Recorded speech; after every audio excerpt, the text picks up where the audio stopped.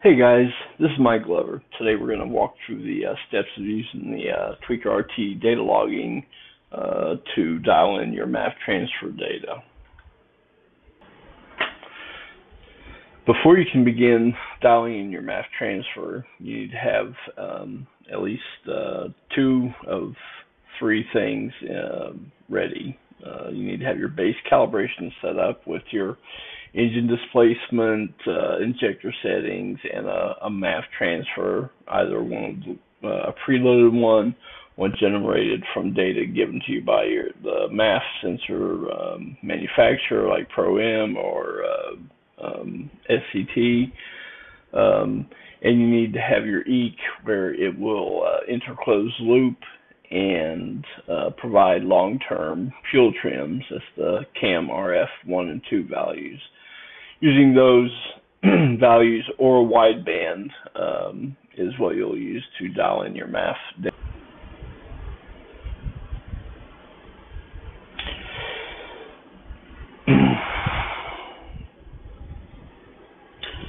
There are multiple methods for selecting your initial MAF data.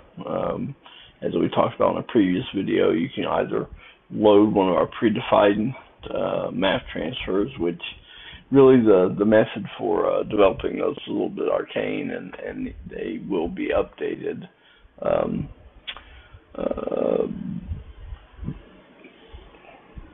Our years, 12 plus years of tuning now, have shown us that manufacturers like Pro-M, Granatelli, even CNL to a certain extent, SCT, have fairly repeatable flow data and are based on a scaling reduction of the signal, voltage signal coming sent to the EEC. Common use of 42-pound injectors on, say, an A9L is a factor of 0.45, and if you take the stock A9L transfer, which is this data, which I've enhanced slightly by reducing this repetitive data as beginning to just one value and then the 0.571, and then use the other 3 available to stick in a extra voltage here, here, and here to extend the stock transfer slightly. And this graph here represents that. And then if you take those values and divide them by the correction factor of 0.4524, you will get this data,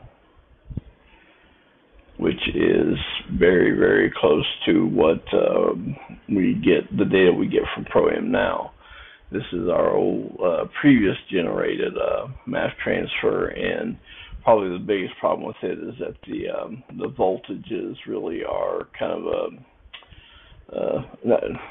not really as solid a method for selecting the voltage as we were using back then. So you can see that the curves kind of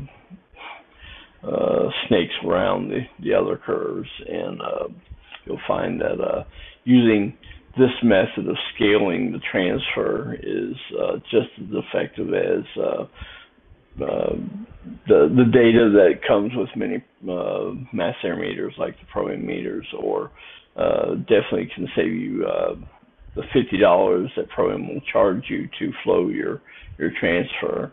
It's much quicker and easier just to use the scaling method to generate your transfer, or load one of our predefined and then use the data logging, as we're going to discuss, to dial your transfer in.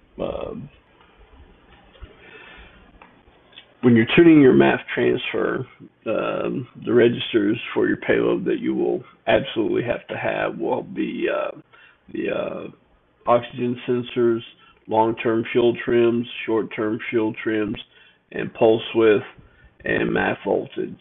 I prefer the voltage over the kilograms an hour. Some people like the kilograms an hour, but since that's what we're adjusting and the voltage is absolute, then it makes more sense to go from the MAF volts, in my opinion.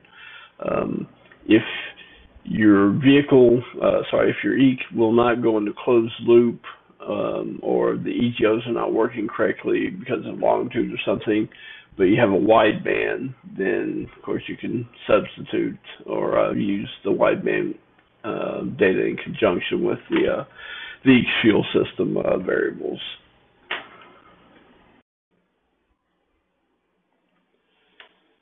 Now, the data that you're going to focus on is the long-term fuel trim, KAMRF values, and the short-term fuel trims, the LAMSI, and of course the MAF voltage. Right now, in this data log playback, you see that the long-term fuel trim is showing about 16% lean in regards to this MAF voltage. So this fuel trim is adding 16% to the air mass. It's multiplying the air mass by 1.16 to increase the calculated airflow, so it will add more fuel. The short-term fuel trim's LAMSI is a direct response to the last EGO switch. If it switched rich, then this will lean. If it switched lean, then this will richen. This is the constant back and forth. You see EGOs, the properly operating EGO will just switch back and forth, rich, lean, and that's its job. And it works off of the average, really. And this actually is, I think, the narrowband feedback from the wideband. But what I ended up doing was making a correction of I think it actually goes up to almost 18% before I'm sitting in vehicle while I'm logging this.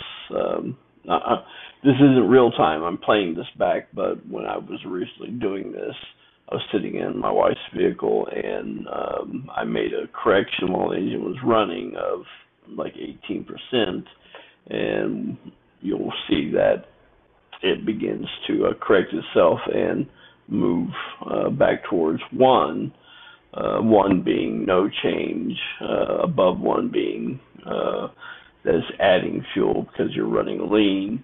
If it's below 1, it's reducing fuel because you're running rich. And technically it's reducing air mass, which reduces the fuel delivered.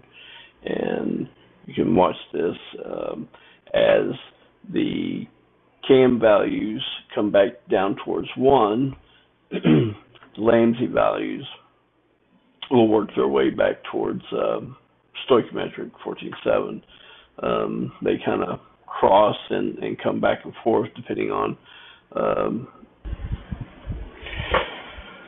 when after you're either sitting in the vehicle and watching your long-term fuel trims, or if you've logged 20 minutes or so driving and come back, you'll want to reference looking at your long-term fuel trim here and the MAF voltage, and then go to your MAF transfer and edit it. Voltage was approximately 0.5, and so that's around here, 0.6, 0.4. So basically I'll have to blend these 3 cells. I'll go ahead and include these beginning ones also. So we'll say the first 6 will richen 18%, cell 1 through 6 process, and I've added that amount of flow, approximately 18%, to each one of those cells. And all I would have to do is, if I was in vehicles, click right, and it would update only those 6 cells. and you know, I could immediately, you know, switch back over here and continue to watch the logging and continue to make corrections if I need.